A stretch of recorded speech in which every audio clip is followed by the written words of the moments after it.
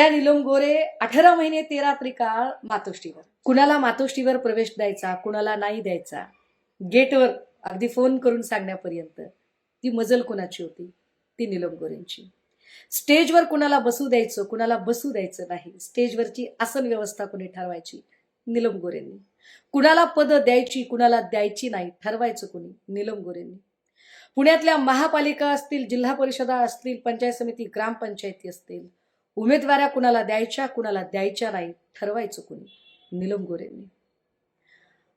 साहेब दौऱ्यावर असतील तेव्हा साहेबांच्या त्या गाडींच्या ताफ्यामध्ये गाडी कुणाची कोणत्या क्रमाने असावी, ठरवायचं कुणी? नीलम गोरेंनी.